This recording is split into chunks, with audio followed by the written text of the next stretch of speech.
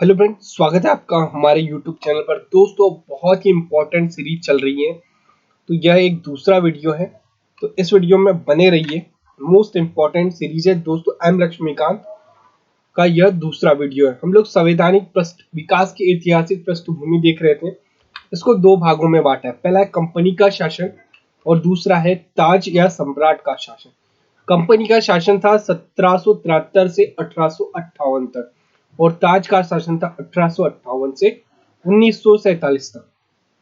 Company का शासन हम लोग पढ़ चुके हैं और उसी के अंतर्गत हम लोगों ने पढ़ा 1773 का रेगुलेटिंग एक्ट, 1781 का संशोधन एक्ट अधिनियम, 1786 का अधिनियम, 1784 का पीट्स इंडिया एक्ट और 1793 का चार्टर कानून, 1813 का चार्टर कानून, 1833 का चार्टर और 1853 का चार्टर। ये लोग हम पहली वीडियो में पढ़ चुके हैं। दोस्तों, ये पहला वीडियो देखने के लिए हमारे प्लेलिस्ट विजिट करिए।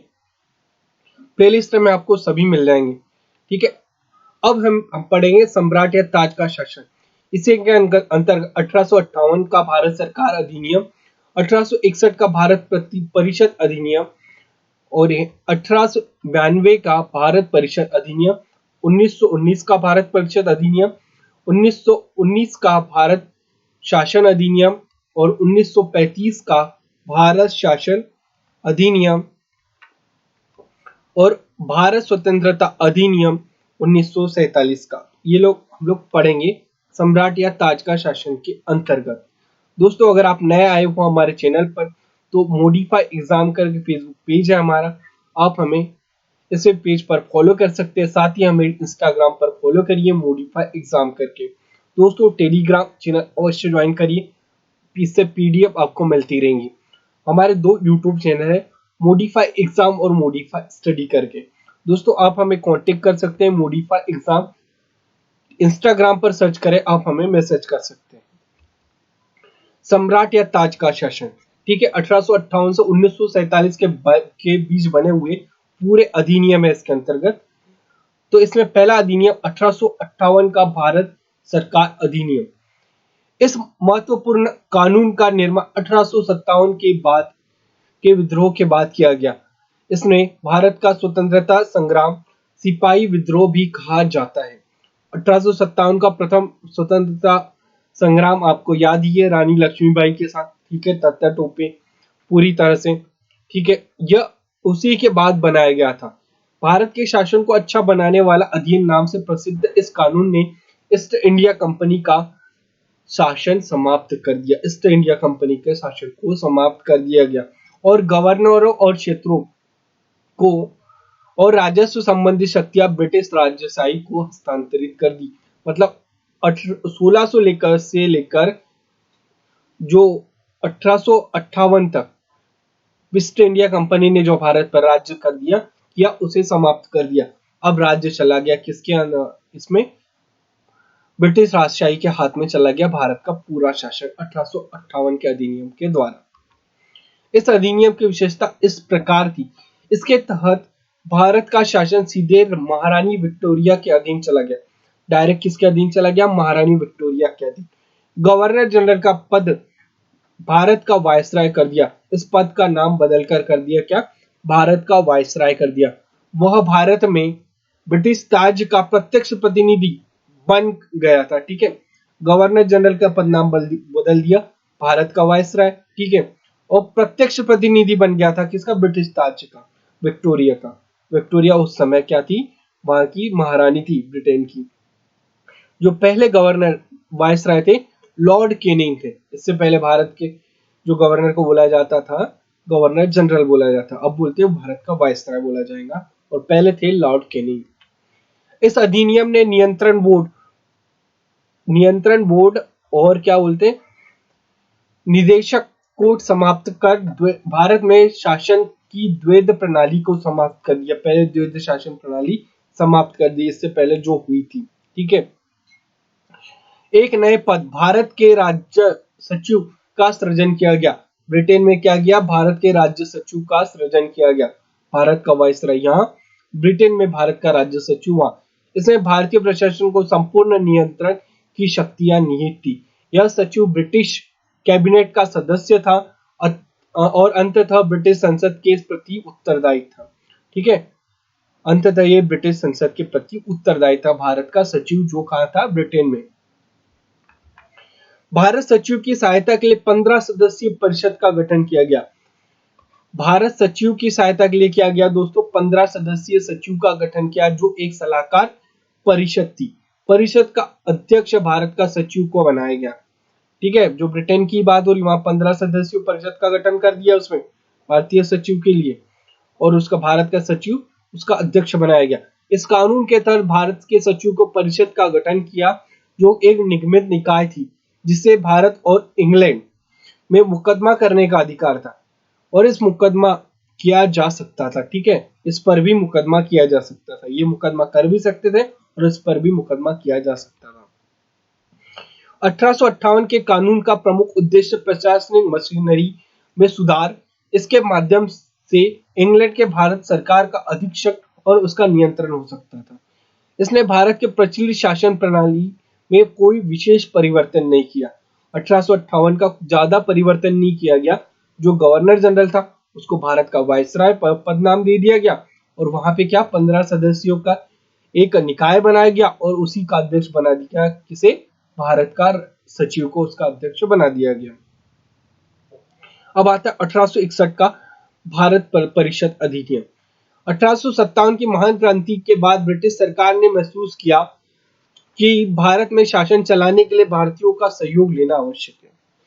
इस सहयोग की नीति के तहत ब्रिटिश संसद ने 1861 और 1892 और 1909 में 3 नए अधिनियम पारित किए। 1861 का भारत परिषद अधिनियम भारतीय संवैधानिक एवं राजनीतिक इतिहास का एक महत्वपूर्ण अधिनियम था। जैसी 1857 की क्रांति देखा गया, भारतीयों ने बढ़ चढ़कर इसमें ये लिया कि नहीं, भाग लिया 1857 की क्रांति में। उसी के बारे में ध्यान में नजर आया कि भारतीयों पर राज करने के लिए भारतीयों का सहयोग लेना आवश्यक है। इसी से 1861 का संविधान भारत परिषद अधिनियम महत्वपूर्ण है। इस अधिनियम की विशेषता इस प्रकार थी, इसके द्वारा कानून बनाने की प्रक्रिया में भारतीय प्रतिनिधियों को शामिल करने की शुरुआत हुई। इस प्रकार वायसराय कुछ भारतीयों को विस्तारित परिषद में गैर सरकारी सदस्यों के रूप में नामित कर सकता था। ठीक है, गैर सरकारी सदस्यों के रूप में भारतीयों को नामित कर सकता। 1862 में लॉर्ड कैनिंग ने 3 भारतीय, बनारस के राजा, पटियाला के महाराजा और सर दिनकर राव को विधान परिषद में मनोनीत किया गया। विधान परिषद में 3 लोगों को मनोनीत किया गया 1861 के थ्रू, बनारस के राजा, पटियाला के महाराजा और सर दिनकर राव को। इस अधिनियम ने मद्रास और बंबई प्रेसिडेंसियों को विधायी शक्तियां पुनः देकर विकेंद्रीकरण की प्रक्रिया की शुरुआत की। इस प्रकार इस अधिनियम में रेगुलेटरी एक्ट 1773 द्वारा शुरू की गई केंद्रीकरण की प्रवृत्ति को उलट दिया, जो 1833 के चार्टर अधिनियम के साथ ही अपने चरम पर पहुंच गई थी। इस विधायी विकास की नीति के कारण 1937 में प्रांतों को संपूर्ण आंतरिक स्वायत्तता हासिल हो गई। दोस्तों, विकेंद्रीकरण प्रक्रिया क्या होती है? जैसे अपने यहाँ की प्रेसिडेंट है, प्रेसिडेंट के नीचे क्या है? ठीक है, एक होती है राज्यसभा, ठीक है, फिर लोकसभा। सभी शक्तियां प्रेसिडेंट के पास नहीं है। और राज्यों में की नहीं, मुख्यमंत्री। मुख्यमंत्री के नीचे क्या है? विधानसभा और विधान परिषद। कहीं पे विधान परिषद और किधर कहीं पे विधानसभा है। ठीक है, किसी राज्यों में। ठीक है, और इसके नीचे क्या है? पंचायत। मतलब कहीं पे भी एक जगह पावर नहीं है। भारत में एक जगह पावर नहीं, विकेंद्रीकरण है। एक जगह पावर रहने से क्या होता है दोस्तों? पावर का मिसयूज होता है। ठीक है, एक जगह पावर नहीं है भारत में, यही होती है विकेंद्रीकरण। केंद्रीकरण में पूरी प्रक्रिया एक जगह। केंद्रीकरण की प्रक्रिया कब स्टार्ट की? 1773 से 1833 तक चली थी केंद्रीयकरण की प्रक्रिया। लेकिन जो विकेंद्रीकरण की प्रक्रिया है, मतलब कुछ राज्यों को, कुछ केंद्र में और कुछ पंचायतों में, इस तरह से डिवाइडेड है अपनी शक्तियां। तो विकेंद्रीकरण की प्रक्रिया 1833 से चालू हुई और 1937 तक चरम पर थी। बंगाल उत्तर पश्चिम सीमांत प्रांत और पंजाब में क्रमशः 1862, 1866 और 1897 में विधान परिषदों का गठन किया गया। विकेंद्रीकरण की प्रक्रिया के तहत ही केंद्र में कुछ शक्तियां और कुछ राज्य में शक्तियों के तहत इसने वायसराय को परिषद में कार्य संचालन के लिए अधिक नियम और आदेश बनाने की शक्तियां प्रदान की गई। इसने लॉर्ड कैनिंग को 1859 में प्रारंभिक की गई पोर्टफोलियो प्रणाली को भी मान्यता दी। इससे अंतर्गत वायसराय की परिषद का एक सदस्य एक या अधिक सरकारी विभाग के प्रभारी बनाया जा सकता था। इसने उस विभाग काउंसिल की ओर अंतिम आदेश पारित करने का अधिकार था। अब जैसे अभी होता है, एक मंत्री को एक से अधिक विभाग दे दिए जाते भारत के अंदर, वही प्रक्रिया 1861 में भी लागू की गई। ठीक है, लेकिन आदेश देने का किसके पास था? वायसराय के पास था। वायसराय में आपातकाल के बिना काउंसिल के संतति का आदेश जारी करने के लिए अधिकृत किया गया। ऐसे अध्यादेश को अवधि मात्र 6 माह होती थी। जैसे अभी प्रेसिडेंट आदेश दे सकते हैं आपातकाल के दौरान कि भैया ये आदेश लागू कर दो तुरंत इससे। ठीक है, आदेश से क्या होता है? अध्यादेश से होता है क्या? ये 6 महीने तक लागू रहता है। 6 महीने बाद जैसे ही संसद अपने कार्यभार संभालती है तो वो उसकी पटल पर उस अध्यादेश को प्रस्तुत किया जा सकता है। अब आता है 1892 का भारत परिषद अधिनियम। इस अधिनियम की विशेषता इस प्रकार की, इसके भारत में केंद्रीय और प्रांतीय विधान परिषदों में अतिरिक्त गैर सरकारी सदस्यों की संख्या बढ़ाई गई। हालांकि बहुमत सरकारी सदस्यों का ही रहता था। ठीक है, अब देख लो दोस्तों, केंद्रीय और प्रांतीय विधान परिषद इससे पहले तो बना ली इन्होंने, लेकिन गैर सरकारी सदस्यों की संख्या बढ़ाई कुछ हद तक। लेकिन बहुमत किसका था? सरकारी सदस्यों का। जो ब्रिटेन में जो सरकारी सदस्यों का ही बहुमत था। इसने विधान परिषदों के कार्यों में वृद्धि कर उन्हें बजट पर बहस करने और कार्यपालिका के प्रश्नों का उत्तर देने के लिए अधिकृत किया। अब लोग क्या कर रहे हैं? इनके अधिकार बढ़ रहे हैं भारतीयों के। ठीक है, अब जैसे बजट पर बहस कर सकते थे, कार्यपालिका के प्रश्नों के उत्तर देने के लिए अधिकृत किया गया। इससे केंद्रीय विधान परिषद और बंगाल चैम्बर ऑफ कॉमर्स गैर सरकारी सदस्यों के नामांकन के लिए वायसराय की शक्तियों को प्रावधान था। ठीक है, इसके अलावा प्रांतीय विधान परिषदों में गवर्नर को जिला परिषद, नगर पालिका, विधायक, विश्वविद्यालय, व्यापारिक संघ, जमींदारों और चैम्बर ऑफ कॉमर्स की सिफारिशों पर गैर सरकारी सदस्यों की नियुक्ति करने की शक्ति थी। ठीक है, इन पदों पर गैर सरकारी सदस्यों की नियुक्ति की जा सकती थी। मतलब धीरे धीरे करके भारतीयों के अधिकारों में वृद्धि की गई थी भारतीय अधिनियम लाके। इस अधिनियम में केंद्रीय और प्रांतीय विधान परिषदों दोनों में गैर सरकारी सदस्यों की नियुक्ति के लिए एक समिति या परोक्ष रूप से चुनाव का प्रावधान किया गया। हालांकि चुनाव शब्द का अधिनियम में प्रयोग नहीं हुआ।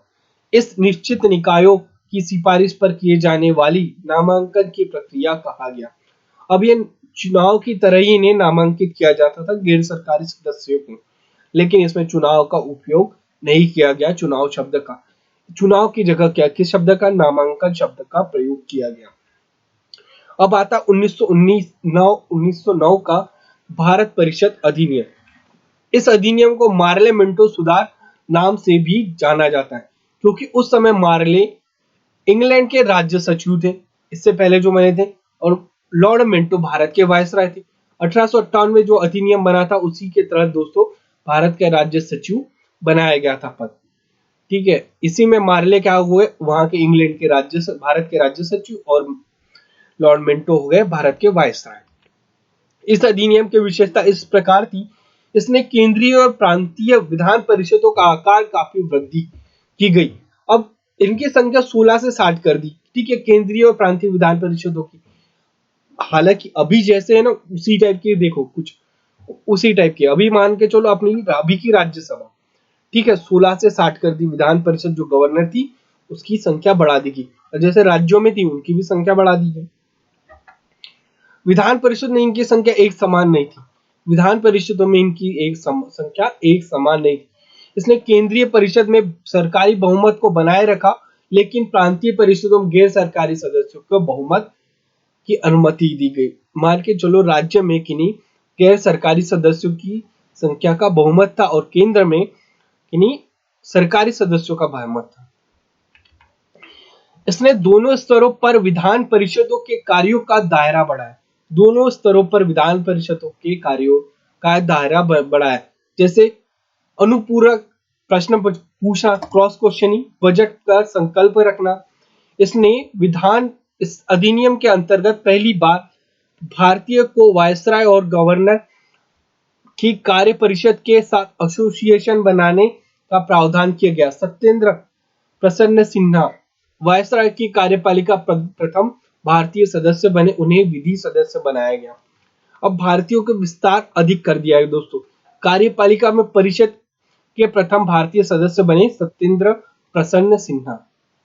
ये भी बहुत ही इंपॉर्टेंट है, नाम याद रख लेना आप लोग। 1919 के अंतर्गत इस अधिनियम के पृथक निर्वाचन के आधार पर मुस्लिमों को लिए सांप्रदायिक प्रतिनिधित्व का प्रावधान किया गया। इसके अंतर्गत मुस्लिम सदस्यों का चुनाव मुस्लिम मतदाता ही कर सकते थे।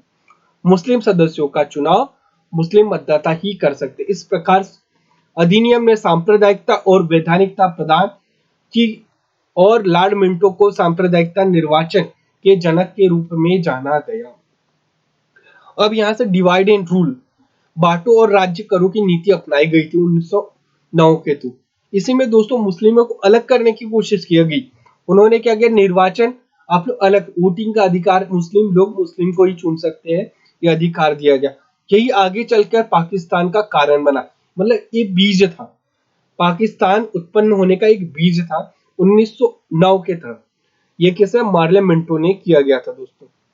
मिंटो को इसी तक के तहत सांप्रदायिक निर्वाचन का जनक के रूप में जाना गया। ये भी बहुत ही इंपॉर्टेंट है।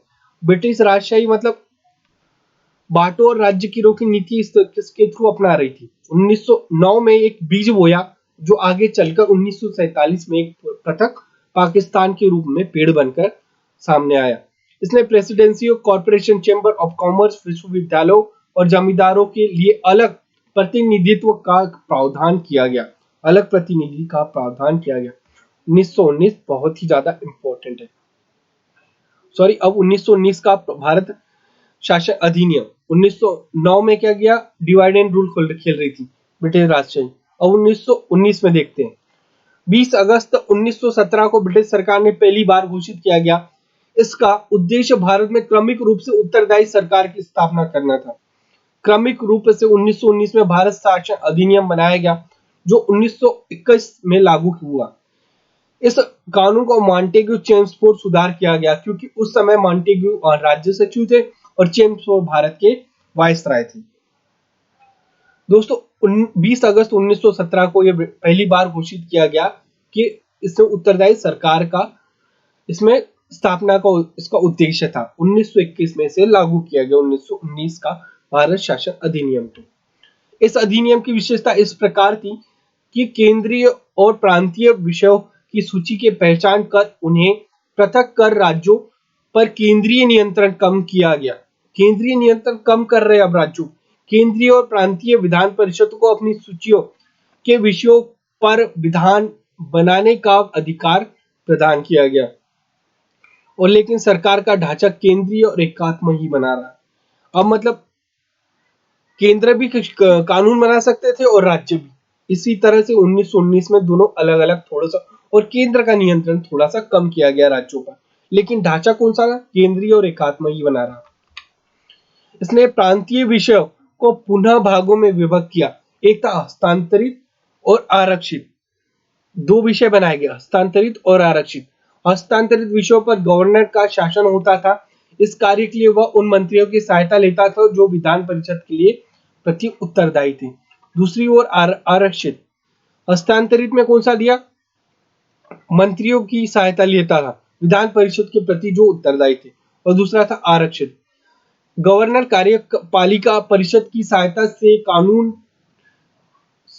परिषद की शासन करता था, विधान परिषद के प्रति उत्तरदायी नहीं थी। ठीक है, अब विधान परिषद जिसके प्रति उत्तरदायी नहीं था उसी के थ्रू आरक्षित शासन की दोहरी व्यवस्था को द्वैध शासन व्यवस्था कहा गया। हालांकि यह व्यवस्था काफी हद तक असफल रही।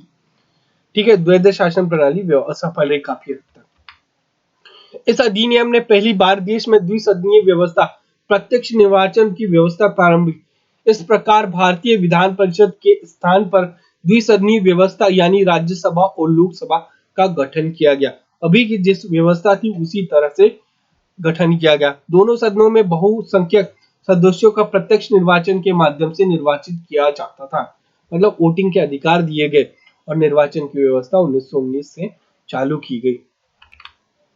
इसके अनुसार वायसराय की कार्यकारिणी परिषद को 6 सदस्यों में से कमांडर इन चीफ को छोड़कर 3 सदस्यों को भारतीय होना आवश्यक था। भारतीयों के अधिकार सतत रूप से बढ़ते चले जा रहे थे। इसने सांप्रदायिकता के आधार पर सिखों, भारतीयों, ईसाइयों, आंग्ल भारतीयों और यूरोपियों के लिए पृथक निर्वाचन के सिद्धांत को विस्तारित कर दिया। दोस्तों 1909 में क्या किया, मुस्लिमों को अलग दे दिया। अब इन्होंने 1919 में क्या किया, सिखों, भारतीय, ईसाइयों, आंग्ल भारतीयों और यूरोपियों को भी अलग अलग मतदान का अधिकार दे दिया। डिवाइड एंड रूल खेल रही है, जरा ध्यान से देना। इस कानून की संपत्ति, कर और शिक्षा के आधार पर समिति संख्या लोगों को मताधिकार प्रदान किया गया। मतलब संपत्ति और कर और शिक्षा के आधार पर मत देने का अधिकार भी बांटा गया। इस कानून ने लंदन में भारत के उच्चायुक्त के कार्यालय का सृजन किया गया। पहले 1858 के थ्रू कौन सा बनाया था, राज्य सचिव बना दिया था भारत का, जो इंग्लैंड में था। अब वहां पे उच्चायुक्त का एक और पद बना दिया गया। अब तक भारत का सचिव द्वारा किए जा रहे कुछ कार्यों को उच्चायुक्त द्वारा स्थानांतरित कर दिया, कुछ कार्यों को उच्चायुक्त द्वारा स्थानांतरित कर दिया गया। इससे एक लोक सेवा आयोग का गठन किया गया और लोक सेवा आयोग का गठन किया गया 1919 के तौर, बहुत ही ज्यादा इंपॉर्टेंट है। अतः 1926 में सिविल सेवकों की भर्ती के लिए केंद्रीय लोक सेवा आयोग का गठन किया गया। 1919 के तहत लोक सेवा आयोग का गठन क्या लिए बना, शासन अधिनियम बना और 1926 में इन्होंने केंद्रीय लोक सेवा आयोग का गठन किया। इसने पहली बार केंद्रीय बजट को राज्यों के बजट से अलग कर दिया और विधानसभाओं को अपना बजट स्वयं बनाने के लिए अधिकृत कर दिया। दोस्तों मतलब अभी जैसे राज्य का बजट अलग बन रहा है, वैसे ही राज्य का बजट अलग और केंद्र का बजट अलग 1919 के तहत दिया गया। इसके अंतर्गत एक वैधानिक आयोग का गठन किया गया जिसका कार्य 10 वर्ष बाद जांच करने के लिए अपनी रिपोर्ट प्रस्तुत करना। 1919 में जो भी कानून बने उसी के मतलब 10 साल बाद में 1929 में एक आयोग का गठन किया जाता है इसी के अंतर्गत, जो अपनी रिपोर्ट प्रस्तुत करता। लेकिन दोस्तों इसी के बीच में एक ट्विस्ट होता है, आता है साइमन कमीशन। ये 10 साल बाद बनना था, ये बन गया 2 साल पहले। साइमन कमीशन ब्रिटिश सरकार ने नवंबर 1927 में यानी निर्धारित समय से 2 वर्ष पूर्व ही एक नवीन संविधान के भारतीय की स्थिति का पता लगाने के लिए सर जॉन साइमन के नेतृत्व में 7 सदस्यीय वैधानिक आयोग का गठन की घोषणा की। आयोग के सभी सदस्य ब्रिटिश थे, ये भी एक फॉल्ट है, सभी सदस्य ब्रिटिश थे, इसलिए सभी दलों ने इसका बहिष्कार किया गया। आयोग ने 1930 में अपनी रिपोर्ट पेश की और द्वैध शासन प्रणाली, राज्यों में सरकारों का विस्तार, ब्रिटिश भारत में संघ की स्थापना, सांप्रदायिक निर्वाचन व्यवस्था को जारी रखने के लिए आदि सिफारिश की गई। साइमन आयोग ने दोस्तों जो पहले बन गई थी, अब बता 1927 में 2 वर्ष पहले बन गई। इसने रिपोर्ट की, कब प्रस्तुत की, 1930 में प्रस्तुत की। इसने द्वैध शासन प्रणाली को जारी रखने, राज्य में सरकारों के विस्तार, ब्रिटिश शासन संघ की स्थापना और निर्वाचन व्यवस्था को बनाए रखने की बात कही। ये रिपोर्ट की गई 2 साल पहले, जिसके हेड थे जॉन साइमन, इसके हेड थे। आयोग के प्रस्ताव पर विचार करने के लिए ब्रिटिश सरकार, ब्रिटिश भारत और भारतीय रियासतों के प्रतिनिधि के साथ 3 गोलमेज सम्मेलन किए। इन सम्मेलनों में हुई चर्चा के आधार पर संवैधानिक सुधार पर एक श्वेत पत्र तैयार किया गया, जिसे विचार के लिए ब्रिटिश संसद की संयुक्त प्रवर समिति के समक्ष रखा गया। इस समिति की सिफारिश को भारत परिषद 1935 में शामिल कर दिया गया। जो 1929 में जो कानून बने थे, ठीक है, उसमें 10 साल बाद में एक आयोग बैठता है, साइमन आयोग, हाँ, जो भी 2 साल पहले बना था 1947 में, 27 में ही बैठ जाता, सॉरी। और जो आयोग है वो जो सिफारिश करते हैं ब्रिटिश सरकार को, उस सिफारिश को डिस्कशन करने के लिए 3 गोल में सम्मेलन किए गए। ठीक है, उसी के बाद में एक संवैधानिक जो एक सिफारिश के रूप में एक उसी के बाद में जो उनका कंक्लूजन निकला वो भारत परिषद 1935 में शामिल कर दिया गया। अब आ रहा है सांप्रदायिक अवार्ड। प्रधानमंत्री ब्रिटिश प्रधानमंत्री रेमजे मैकडोनाल्ड ने अगस्त 1932 में अल्पसंख्यकों प्रतिनिधि में एक योजना की घोषणा की। 1932 में किया सांप्रदायिक अवार्ड। रेमजे मैकडोनाल्ड ने अगस्त 1932 में अल्पसंख्यकों के प्रतिनिधि पर एक योजना की घोषणा की। इसे कम्युनल अवार्ड या सांप्रदायिक अवार्ड के नाम से जाना गया। अवार्ड न सिर्फ मुस्लिमों, सिख, ईसाई और यूरोपियों एवं आंग्ल भारतीयों के लिए अलग अलग निर्वाचन व्यवस्था का विस्तार किया बल्कि उसे दलितों के लिए भी विस्तारित कर दिया गया। दलितों के लिए अलग निर्वाचन व्यवस्था के लिए गांधी बहुत व्यथित हुए और इसने अवार्ड में संशोधित के लिए पुणे की अरवदा जेल में अनशन प्रारंभ कर दिया। अंततः कांग्रेस और नेताओं और दलित नेताओं के बीच एक समझौता हुआ जिसे पुणे समझौता के नाम से जाना गया और इससे संयुक्त हिंदू निर्वाचन व्यवस्था को बनाए रखा गया और दलितों के लिए एक स्थान भी आरक्षित कर दिया गया। ठीक है, आरक्षण की व्यवस्था पुणे पैक्ट के अंतर्गत ही की गई थी दोस्तों। ठीक है, इन्होंने और एक पासा फेंका। किसने? ब्रिटिश प्रधानमंत्री रेमजे मैकडोनाल्ड। इन लोगों ने बोला अल्पसंख्यकों और सभी को कि नहीं, मैं अलग अलग मतों का अधिकार देता हूं। ठीक है, सिख अलग, मुस्लिम अलग, ईसाई अलग, यूरोपियन अलग और आंग्ल भारतीय अलग, और दलितों को भी अलग कर दिया। मतलब ये डिवाइड एंड रूल खेल रहे थे। लेकिन महात्मा गांधी ने अरवड़ा जेल में अनशन चालू कर दिया और अनशन के बाद में भीमराव अंबेडकर और महात्मा गांधी के बीच में एक समझौता होता है जो पुणे पैक्ट के रूप में जाना गया दोस्तों। और इसी पैक्ट के अनुसार महात्मा गांधी और डॉक्टर अंबेडकर के बीच समझौता हुआ कि दलितों और हिंदुओं को एक ही साथ वोटिंग का अधिकार रहेगा, लेकिन इन्हें कुछ अधिकार दिए जाएंगे, कुछ सीटों पर आरक्षण दे दिया जाएगा दलितों को। ठीक है दोस्तों, अगले वीडियो में हम लोग मिलेंगे, 1935 पर डिस्कशन करेंगे। तो बने रहिए मॉडिफाई एग्जाम हमारे यूट्यूब चैनल के साथ में, और दोस्तों में सब्सक्राइब करिए और साथ ही में बेल आइकॉन भी दबाइए। साथ ही में दोस्तों आप हमें फेसबुक पेज पर भी फॉलो कर सकते हैं। ठीक है, हमारी फेसबुक आईडी आपके सामने, फेसबुक पेज का, और हमें इंस्टाग्राम पर भी फॉलो करिए दोस्तों। आप हमें इंस्टाग्राम पर मैसेज भी कर सकते हैं। मॉडिफाई एग्जाम करके आप हमें टेलीग्राम पर ज्वाइन करिए, टेलीग्राम चैनल। आप हमें सब्सक्राइब करिए मॉडिफाई एग्जाम और मॉडिफाई स्टडी यूट्यूब चैनल पर। दोस्तों मिलते हैं नेक्स्ट वीडियो में। Thank you very much.